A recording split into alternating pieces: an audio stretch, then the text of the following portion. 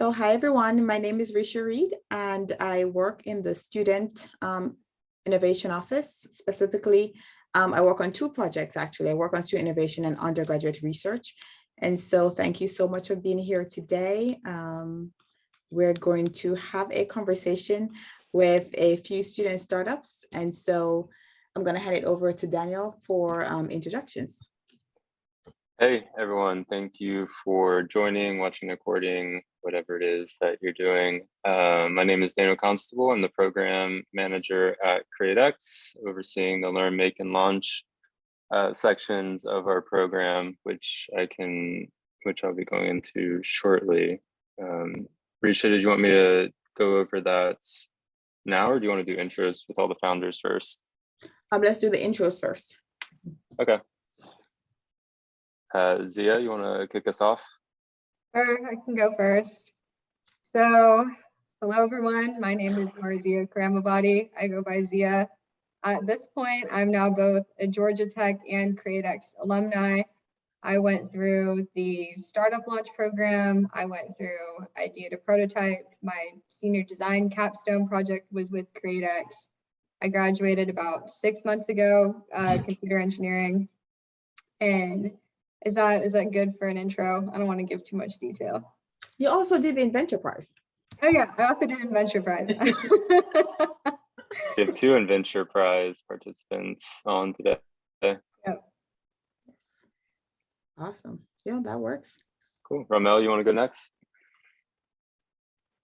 Yes, how's everybody doing? My name is Ramel Bailey. I am the founder of FiJump, and we are building a platform to put people on the path to their dream career in tech by getting them a job now. So I'm currently in the CreateX program, and I've been working on that since January. And I recently graduated with a degree in mechanical engineering back in December. So really excited to talk with you all, and I'm happy to be here with all the other founders. Thanks for having me. Thanks, Ramel. Shayla, you want to go next? Sure. So my name is Shayla Ellington. I'm a solo founder of Shameless Beauty.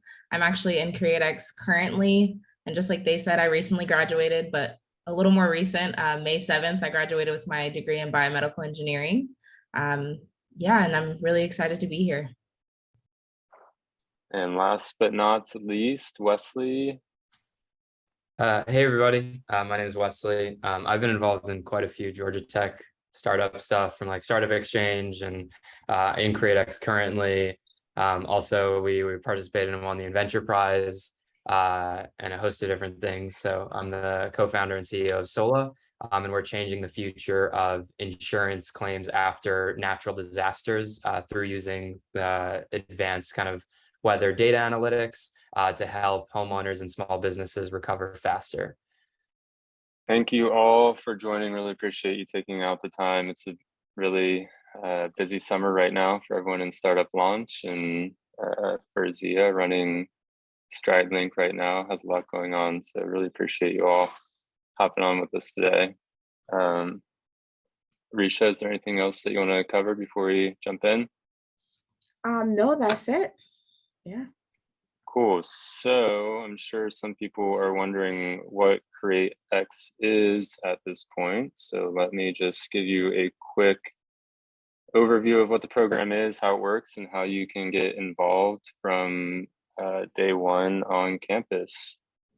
And so CreateX, the mission at CreateX is twofold. It's to instill entrepreneurial confidence in students and also to empower them to launch real startups. If you ask people who went to tech, 20, 30 years ago, or even further, what they'll tell you is that tech historically has done a fantastic job at teaching students to solve defined problems, right? Which often leads to them then going on to work, investment firms or Fortune 500 companies. But what they focused on a little bit less is teaching students how to go out and find their own problems to solve and to turn those solutions that they find to those problems into their own startup. And so back in 2014, Chris Klaus and some faculty members decided they were going to change that by starting CreateX. And so the 10-year vision for CreateX, we want to be the #1 startup campus in the country. We want to have 100% of every student on campus engaged in entrepreneurship in some form, right? Not necessarily going through the full accelerator program that we offer, but it could be a course that we offer. It could be an entrepreneurial project in class, just in some way involved in that process. And we want to get to 300 startups a year. So this summer, we started out with around 100 teams. We've lost a few along the way. So we're around 94, 95 right now, but we're getting closer and closer to that mark. Daniel, if you want to switch the slide, I think we're seeing the presenter slide. Are you just seeing my screen right now? I think we need to see the other slide, the front one. Okay, one moment. Sorry about that.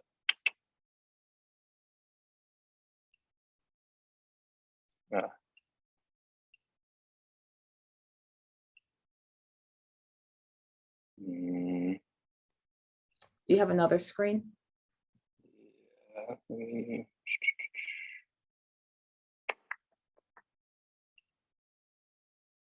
If you do it again and switch screens at the top, I think it should work. Maybe. Let's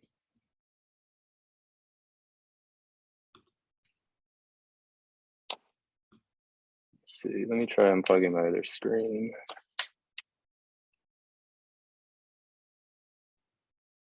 Yes, that's perfect. Yes. Okay, I think we're going to share this video out with the students in the recording. So progress that we've kind of made since 2014, a lot of really cool stuff coming out of CreateX, right? You can look all over the screen here, quite a wide range of products coming through.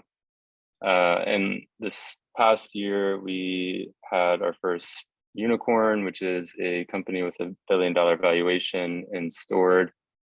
They do supply chain software, but we see companies putting out a wide range of products, as you can see, just from the founders that we have on this call today, right? Beauty products, health and fitness products. We have all natural chicken feed here on the screen. So it's not just technology focused startups. We're in a wide range of spaces. And since 2014, we've launched over 300 total startups. And something that we focus on quite a bit at CreateX is historically, the startup world and technology has not been a very diverse space. And so we focus a lot on inclusivity. We want to make sure that everyone feels comfortable joining us and starting their own company, right? So no matter who you are, we want you to be involved in CreateX.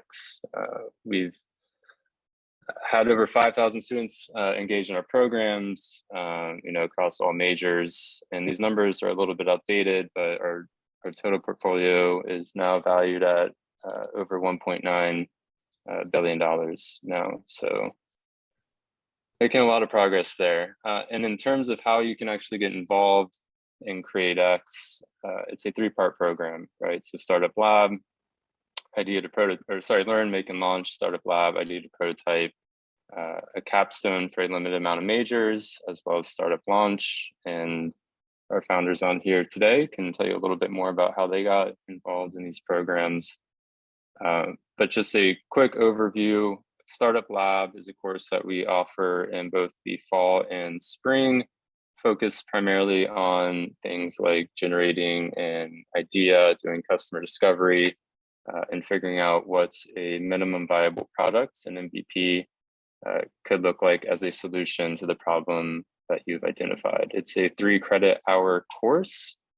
Then we have Idea to Prototype, 3 credit hours of undergraduate research, where you just spend a summer building out your prototype, right? And we give you $500 to $1,000 in reimbursement.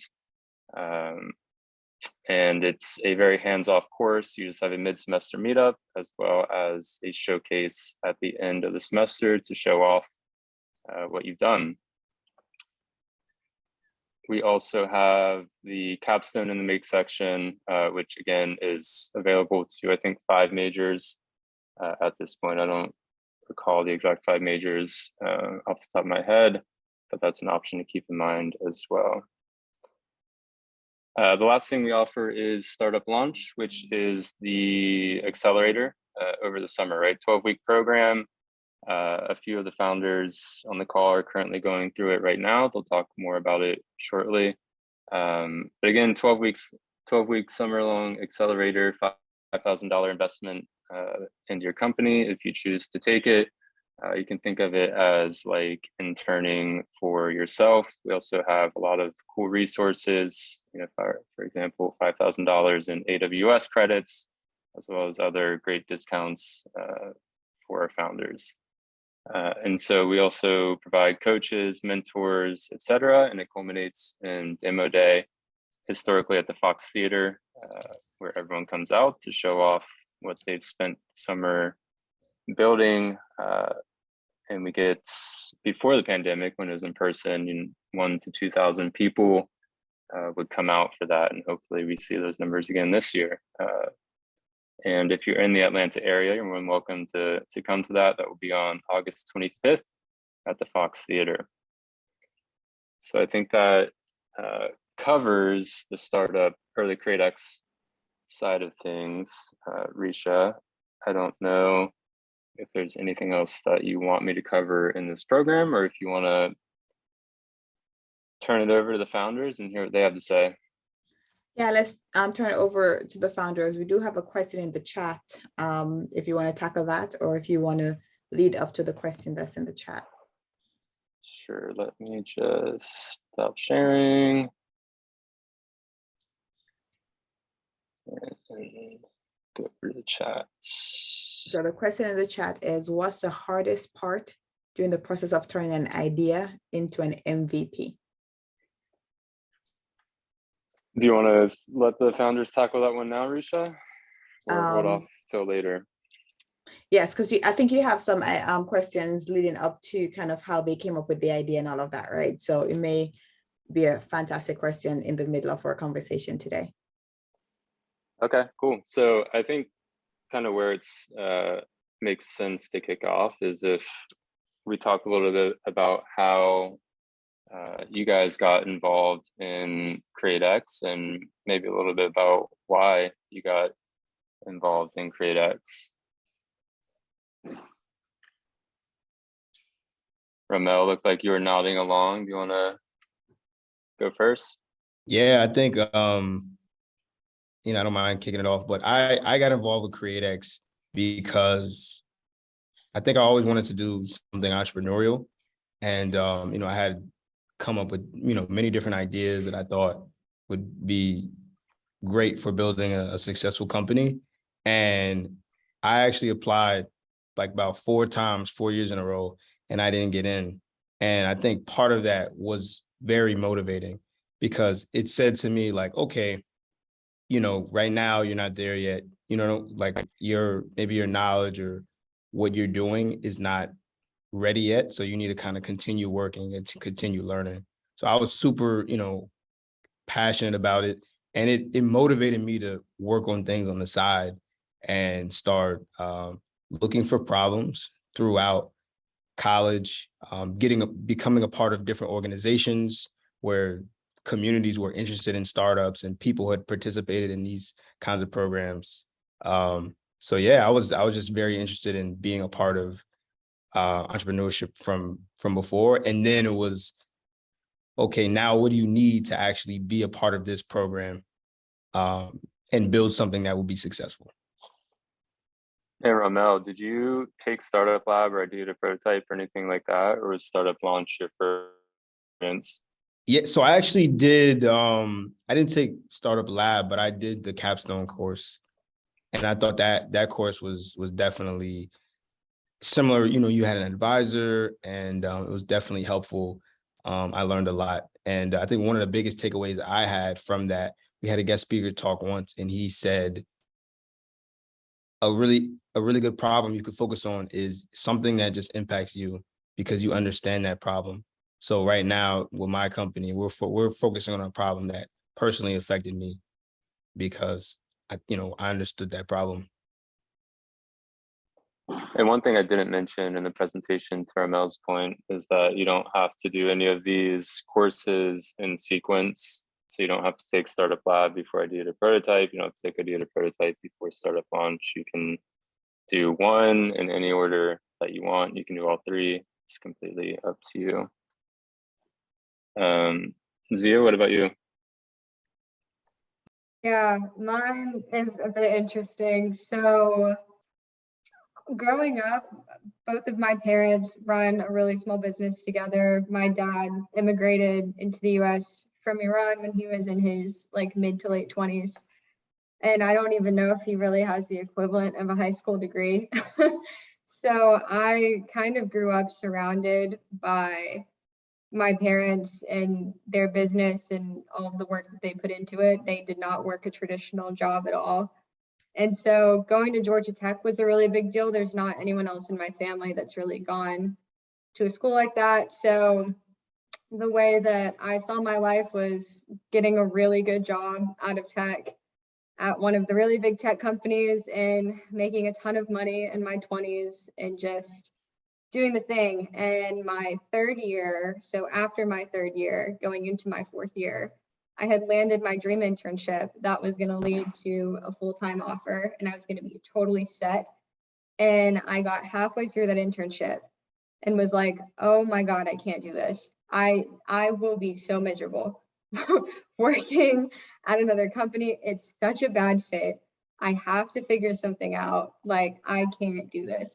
And so I got back to school that fall semester of my fourth year and just did everything that I could within CreateX, because I knew the one thing that was going to make me happy was graduating into my own job, into my own company, and working on something that I really cared about on my own terms. And so I went through Idea to Prototype, I did the CreateX capstone, I did Startup Launch, I did Idea to Prototype again because I was a 4.5 year, which for the first years or future first years that will be watching this, there are a lot of 4.5 and 5 year people at Georgia Tech. It's a strategy to talk to people about it. But yeah, so I, when all things were said and done, I got the resources that I needed from CreateX to do exactly what I wanted to do. And really about the turnaround time of a year from doing I2P to, Startup Launch to now, it's probably been 2 years, a little bit under that. And my startup's funded and I'm graduated and working full time on it. So it can happen. Awesome. Thanks for sharing. Wesley, what about you? Yeah. So I've always been interested in entrepreneurship. It's kind of just been something I love to do. Anything like business, or I always love like really complicated industries too, and figuring out how they worked. When I was in high school, I started and ran one of the largest hackathons in the Northeast for students, and brought together people from like 15 different states and sponsors. And I was always trying to I guess go after this like Silicon Valley-esque these types of events and then we actually got like software engineers from Silicon Valley, from the tech companies to fly out there. And I thought it was the most amazing thing ever. So I loved attending events and I love meeting people. And then through one of those events, I actually met a founder who was working on a flood insurance startup. And became really interested in that because I went through Hurricane Sandy in Long Island and I volunteered during that time. And so I remember kind of what that whole experience was like. And I was like, wow, this is so cool. You're using geospatial technology, the advanced weather data, flood mapping, and then you're trying to help people with it. This is great. And so it's never insurance. I mean, no one's interested by that. But it was more just the crazy technology that you could apply, and then just kind of use that as a vehicle, a financial vehicle to help people. And so that was kind of my entrance. I might be jumping ahead here, but that's my entrance of how I got involved in Sola in the current company, because I realized no one was building anything out for tornadoes. But yeah, again, I love like going to events, and especially if you guys don't have any ideas right now, like you meet people and then you talk to them about their company and then you try to get involved, because I mean, that's like, if you don't have an idea, what else are you going to do? So going to these places and networking and just like showing interest in everyone else's story and being like intrinsically like authentically like interested in what they're doing and how they figured it out, or how they're trying to at least figure it out, and then joining them until maybe you figure out something on your own. But that was kind of like always in my blood, and a little bit of my background. So just being a part of like Startup Exchange and Adventure Prize and CreateX was just something like that made sense. Awesome. Thanks, Wesley. And Shayla, what about you? Yeah, I didn't have involvement with this program early on. I never really desired to be an entrepreneur, if I'm being 100% honest. It wasn't something I thought I would go into. I was like, I'm going to graduate, I'm going to work for a Fortune 500 company. Like, that's what I'm doing. I started doing my first internships and co-ops actually about a year before graduation. I delayed graduation by about a year and a half because of COVID. And I got what they would say is a dream job for a biomedical engineer, and I absolutely hated it. I could not wait to get out of the internship. I was not excited by it. It was too slow paced. It just like, it drove me crazy. So I realized that wasn't the space I wanted to be in. And I went through my required capstone class, and we created something for eczema relief, which was closer to what I was passionate about. And I enjoyed that project, but it still wasn't enough for me. So I realized maybe biomedical engineering wasn't the space that I wanted to work in 24/7. Maybe that wasn't where I wanted to pursue. I wasn't changing degrees at this point by any means necessary. I was going to finish that degree, but I realized that maybe wasn't the space for me. And I'm actually a licensed cosmetologist. I got my cosmetology license when I graduated high school. So that's something that I did on the side as well. Yeah, very different backgrounds. You guys can ask me about it if you have questions. But I'm passionate about beauty, and I did like pageantry and modeling and things like that on the side that were real passion points for me outside of engineering. And so I started thinking, how can I like, what can I do to help this space? Like, what can I do that marries my two backgrounds together? And that's kind of where I got into thinking about doing something beauty related. I actually went to a talk that Rahul hosted about CreateX. I was like, okay, I have this window of time between my classes. Like, why not? Like, what's the worst that could happen? I get a free meal and I just go back to classes, like whatever. So I attended the talk, and Rahul had mentioned that it's not all tech companies. So I stopped afterwards and I talked to him and I was like, hey, I'm just curious, like, can beauty startups do this, or is it only technology? Because I always thought this was only technology because it's Georgia Tech. Like, why would they not do technology startups and like medical startups? He was like, no, yeah, we've launched beauty companies before. It's anybody, anything, whatever you're thinking. And I was like, wait, what? Really? I waited till now to find this out. I could have done this through school. Like, are you kidding me? And so after that talk, he was like, yeah, applications are open. You should apply. And I was like, I don't really have anything to lose. I'm about to graduate. Like, let's go for it. See what happens. I actually did the interview and I ended up getting into CreateX, which was a shocker to me. But my capstone advisor pushed me to apply, and he was super excited about it and kept raving about CreateX, and just how much that has helped me grow over the summer and learn the things that I didn't realize I didn't know has been really great for me. And again, I can kind of just work on something I'm more passionate about, which again, like everyone else said, I found something that I was directly affected by, which was trying to find foundation that matches my skin complexion is a nightmare. And a lot of women face that even if they're not as melanated as I am. So that's something I'm trying to tackle because I have the cosmetology background, the biomedical engineering expertise. And so just marrying the two of my backgrounds and doing something that makes me happy every day is kind of how I ended up in the space that I'm in right now. Love it. All very different backgrounds, but that makes it all that much more interesting. Risha, does anything come to mind based on what everyone has said in terms of questions that you have? Well, I know some of you mentioned it, but if you could kind of highlight, how did you come up with your idea? I know Wesley talked about kind of going to different places and talking to different people, but for everyone else, kind of how did you figure that out? I can start. Okay. So like I said, halfway through that internship, I was like, yeah, this isn't working out. Also, it's worth mentioning my degree was in computer engineering. Your job prospects, your they're not super limited, but there's a lot of work for the DoD. There's a lot of hiring for things that I just wasn't really interested in. And I've always been interested in the medical space and the medical adjacent space. Some people probably would say I should have been a biomedical engineer, but that's up for debate. But I was working this internship, and I was really good friends with this girl that I met through my sorority. And she was biomedical engineering doing research on, well, she was a research assistant for studying gait with people who have recently had a stroke, and how gait can be an indicator for recovery. Gait is walking, so how we walk, known as gait. And I just was looking up stuff because I was like, okay, I got to come up with something. You know, I'm about to graduate, need to come up with something. And I was looking up statistics because we were talking about gait.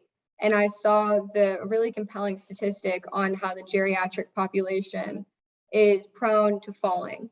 And so I was like, oh, easy. I'm computer engineering, so simple. I can design like an insole with like a little hepatic feedback to warn someone when they're about to fall. So that's what I ran with, submitted it for I2P, got in, convinced a really awesome advisor to be my mentor.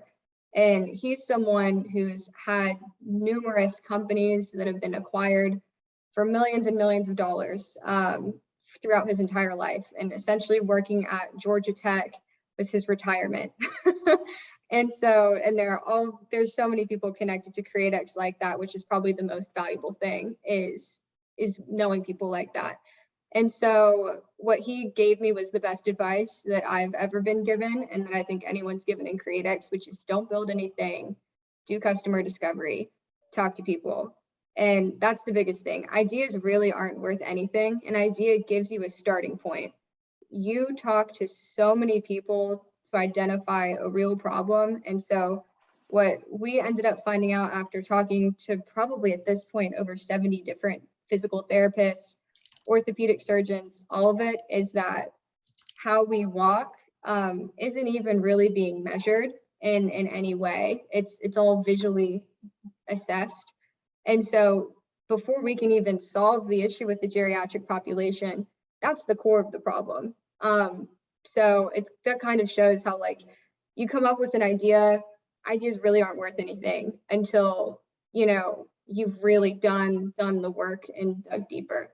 So that's kind of how we started, and that's how my companies ended up building a wearable device for gait analysis that works pretty similar to how something that is doing an EKG or, you know, like looking at your heart rate to find atrial fibrillation, any irregularity, we do that, except it's specifically for walking. So pretty unique idea and how it spiraled.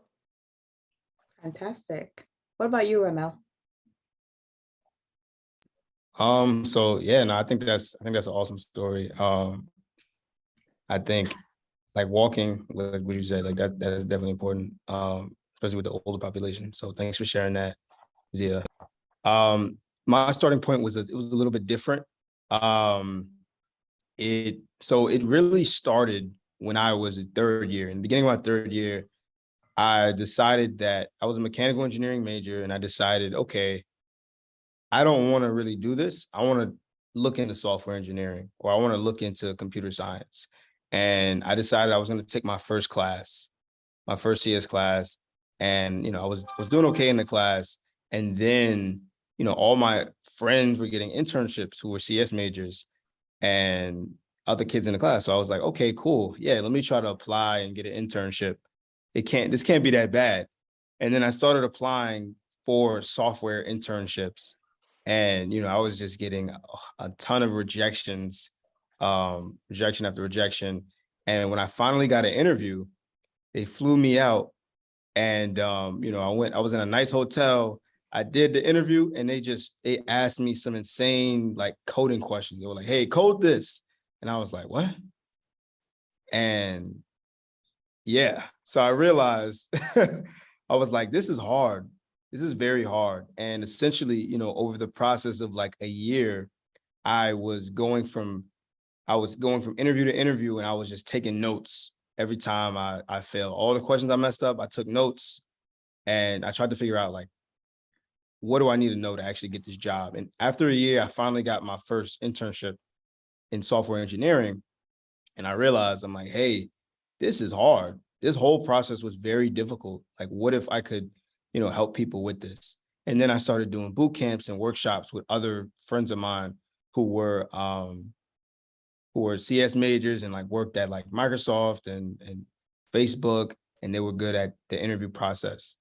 And then in the midst of that, I learned something else, right? I learned that there's a lot of candidates like me who struggle with the interview process, and they struggle with getting jobs in tech in general, and they're overlooked by companies. And then when we brought a company in for a workshop, I learned that there's companies that have a similar issue. Companies also struggle to recruit, the best people for that job, and they miss out on really, really great people. So I said, okay, cool. Like, what if we could help both sides? What if we could help both sides? And that, that's kind of where everything stemmed from, what I'm doing now.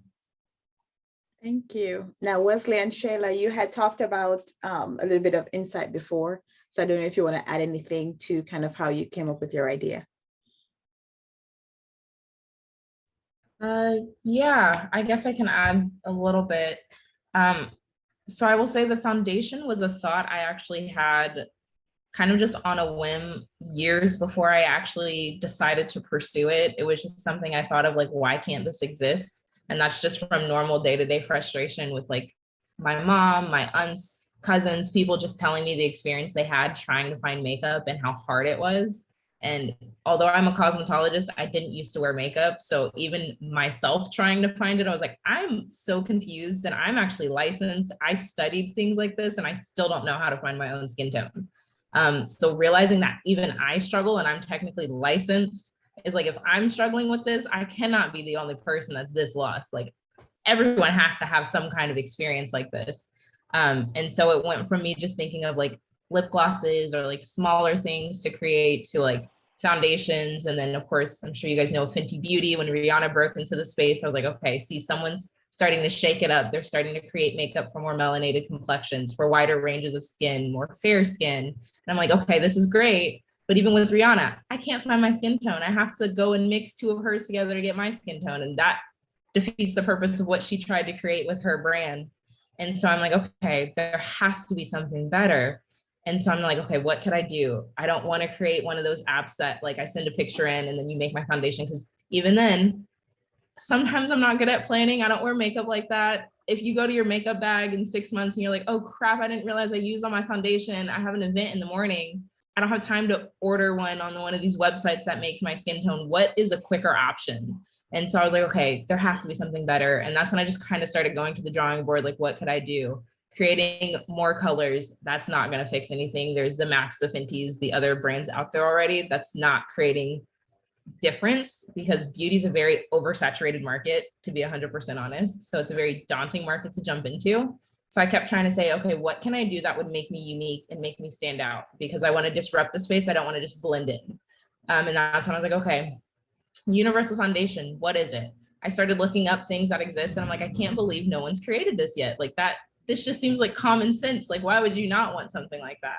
And once I started testing what was out there, and I realized how bad the universal foundation is that's already been created, I realized it was the space that I think I could step into with my background and uniquely position myself in the market. Fantastic. And Wesley, do you have anything to add to what you said before? Want to make sure. Yeah. So I guess 2 years ago, talking about like natural disasters again, I was just like super interested in how they affect people. And I jumped in this Facebook group chat from Chattanooga, Tennessee, after a tornado hit them.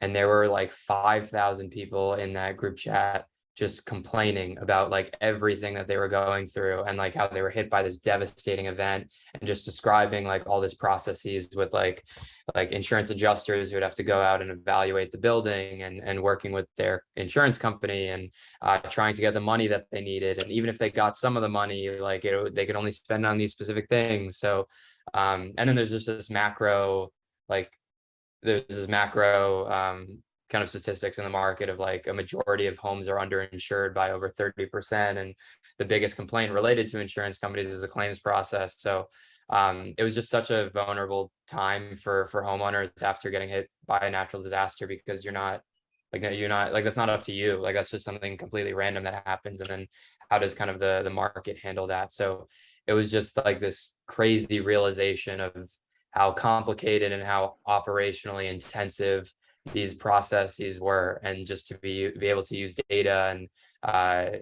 some fancy tech stuff to be able to pay people out faster just seemed like the coolest thing ever. So I kind of dove right in after I just saw people like really hurting after these events. Like not only were they hit by a devastating storm, but then the process after that was one that was not helpful by any means. So yeah. Awesome, thank you. Daniel, do you want us to go to the question in the chat, one of the questions? Yeah, I think it makes sense to go on to this one since you're talking about idea generation. So Tanju asks, what's the hardest part about taking that idea and turning it into an MVP? Wesley, you want to start with that one? Yeah, I don't know if I'm the best person to ask with this question, just because what an insurance, like it's not it's not something you can touch or hold, and it's also like complicated in that like it's not like in a sense it's most relatable to, I guess, like a reoccurring software, and that you like pay for things kind of like yearly. So in terms of like how to bring it from idea to prototype, I think there were also actually maybe this is a better point. There are so many things in the industry that I had no idea of how they existed. Like face value, you look at what we were trying to build and it seems super obvious. But then you talk to all the people that need to make it happen, and you realize like the crazy intense like tech challenges that need to happen, from like the administration system to dealing with payments. Like, I mean, you'd be surprised, giving money to people is very difficult. And so like, and then also like the credibility of like the partners and the relationships you need to develop. So I think what was most eye-opening for us, and I would suggest to any company, is like, again, I mean, everyone says this, you just build like the smallest thing, like put it out in like a few days and then go to the market like straight away. Like, I mean, if you're spending more than a week on trying to get ready for this presentation or this conversation that you're going to have with a interested party or potential customer, like you've wasted too much time already. So like get out, like have your initial idea, speak to someone who probably knows more than you.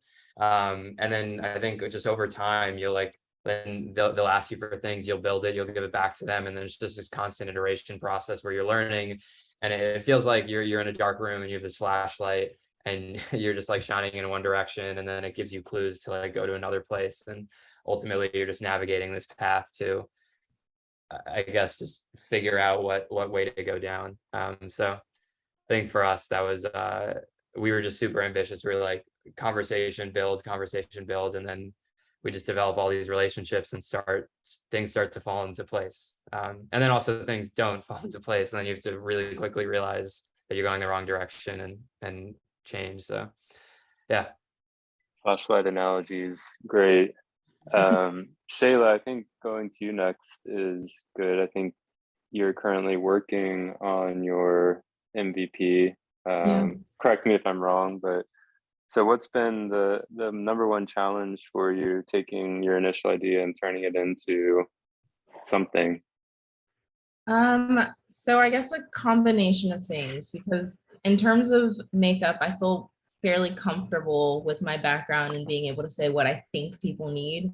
But that's where people make the biggest mistake, is being like, yeah, I know this problem so well, this is what they need, and running with it. Because then you start to realize there's holes in that theory. Once you start talking to people, it's like, yeah, that may be what you think we need, but actually like I don't really care about all of that. I just want something that's affordable, or I don't really care about that. I just want something I can grab that's quick. Or I may think, man, the packaging has to be impeccable. And they're like, no, I'm going to throw it away. I don't really care. So it's just like getting out there and talking to people to really see what they want, because you don't want to get tunnel visioned into this is the solution, this is the only way. And then people kind of shoot holes in that theory as you start talking to them. So like really customer discovery and talking to other people, or people that have thought about the problem, people that are affected by the problem, has been the biggest thing for me.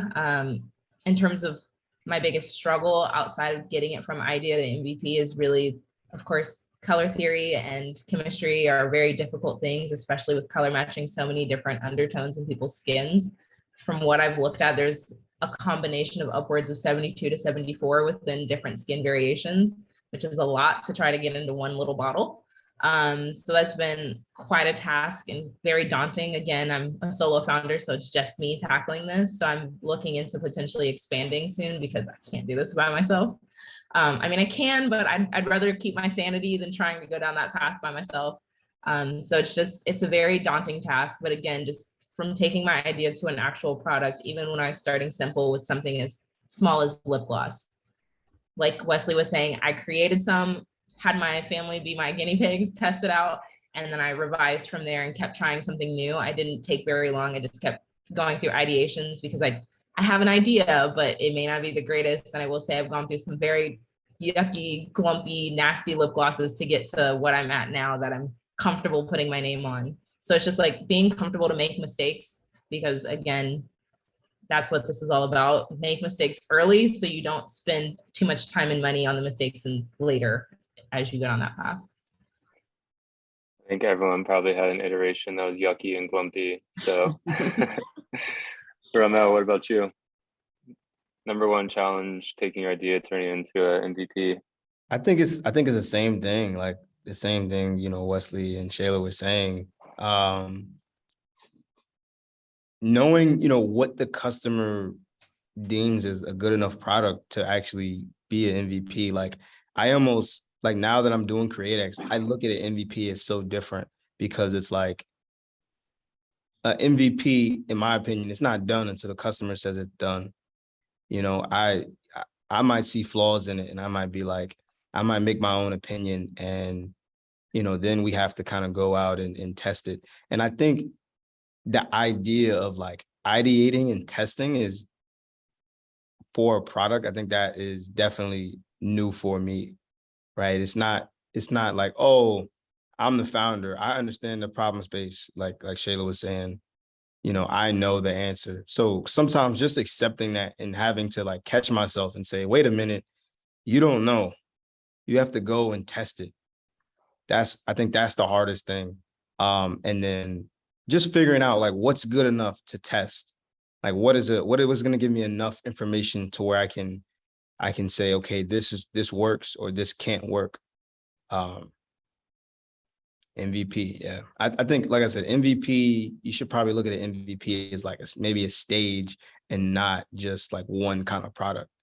I'm in MVP stage, we have, you know. A destination.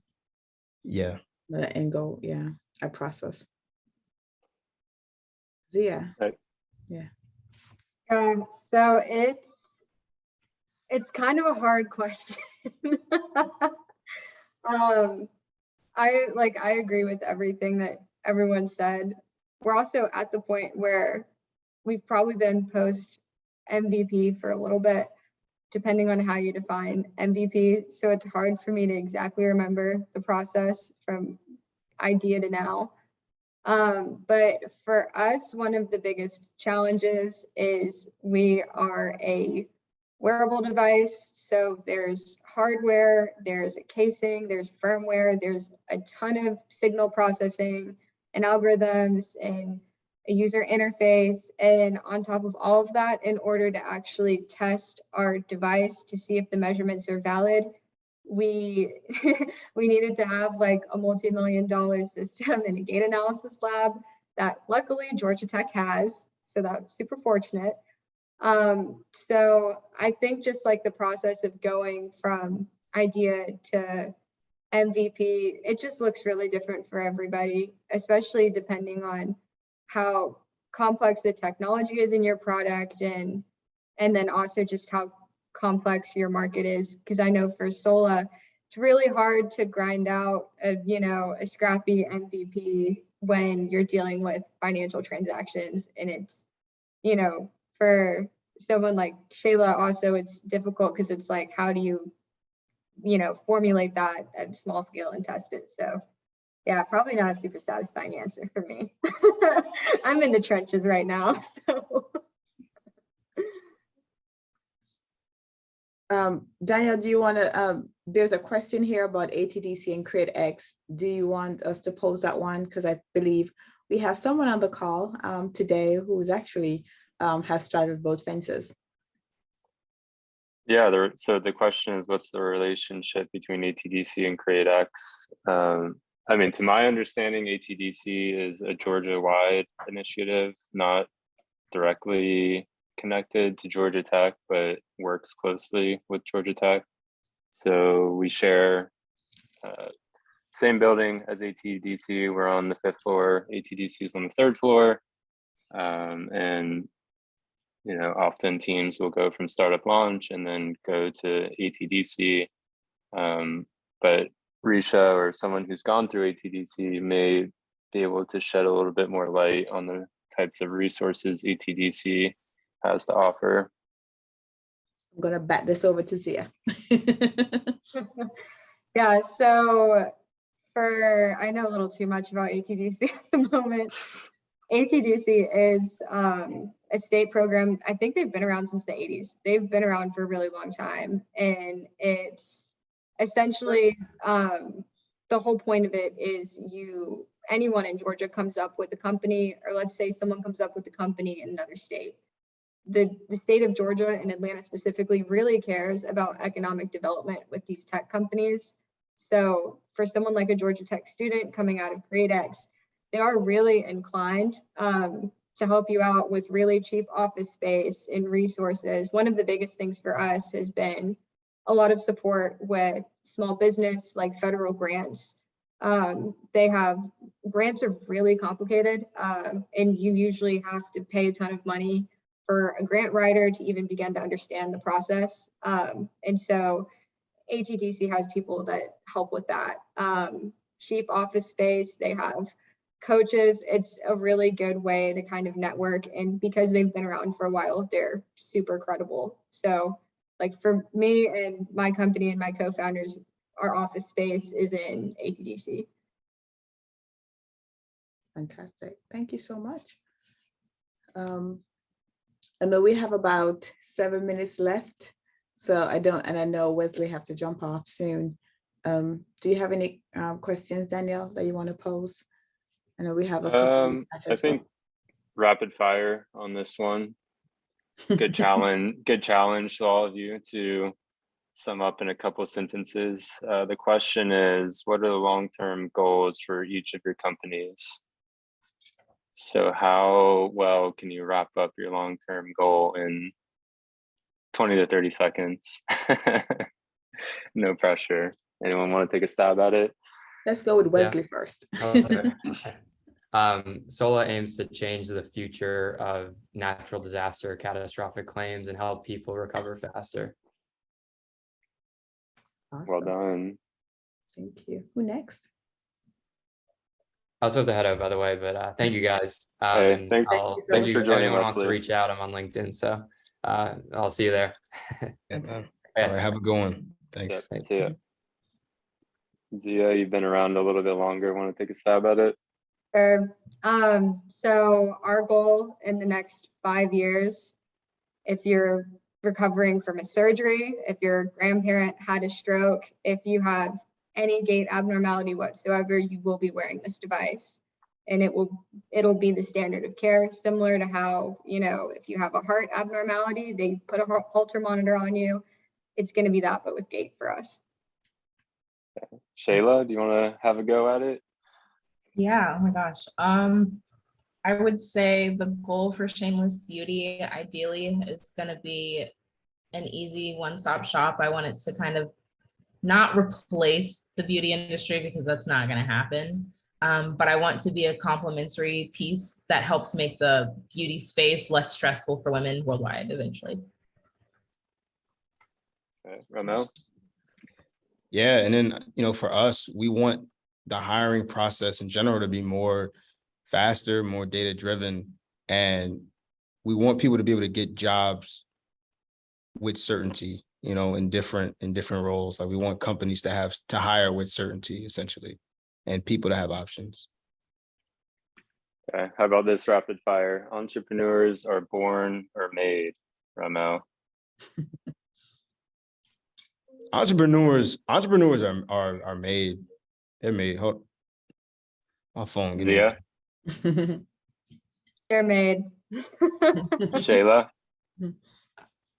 I think a combo. I think they're made, but I feel like you have to be born with that like tenacity and that grit, because if you're not perseverant or determined, and entrepreneurship's not going to work for you. Last rapid fire question. Number one thing you've learned about yourself working on your startup? I can go. Resilience. I did not realize how resilient I was until you put yourself in a situation where you're like, yeah, I have no other choice. I have to figure this out. Nice. Ramel? I think I learned that sometimes I gotta sit back and like trust the people around me. And I think doing that is hard because I think I know everything sometimes. And that really, maybe that's really what maybe it's the opposite of that. You know, I can't even say it. I don't even want to say it, but I think that's what it is. Shayla? For me, it's learning that perfection isn't necessary all the time, because I'm always the perfectionist that wants everything spot on 100% of the time. And I've learned I can't always do that. Some of the quick turnarounds that you have to have in CreateX, I can't give the best that I feel like I can give. I can just like work to what I can and just know that it's a work in progress and it'll get better. So I've just learned that it's okay. Put something out there so you can get feedback and then just continue iterating from there.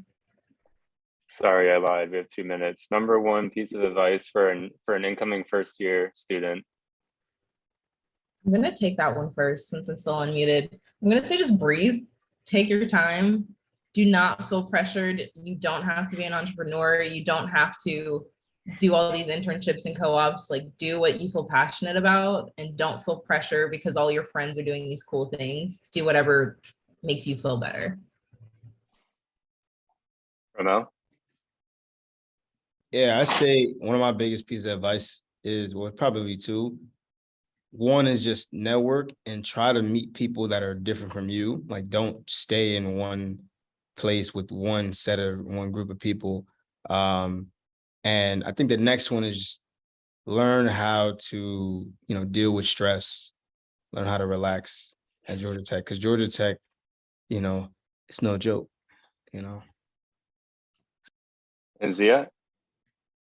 Don't let them grind you down. Nice. That's my advice. It's a Wait, hard who's school. them? Who's them? Just the collective them. And depending on your major too, that device is more relevant if you're, at least, well, I can speak from my experience, electrical and computer engineering department. You know, don't be stressed about your GPA. There's like a lot of things that you think are like the end of the world in college, and they really aren't. And then there are a lot of things in college that you think don't matter, and they really do. All right, I think that's a good one to end on. Thank you all again so much for joining us. I really appreciate your time. And if anyone watching this, listening in, wants to learn more about CreateX, I guess, Risha, you can connect us. I'm more than happy to answer any questions. So please feel free to reach out. And Risha, I don't know if there's anything left that you want to say. That's it. Thank you so much for being here. We will send out the recording, and of course it will be available on YouTube. Thank you.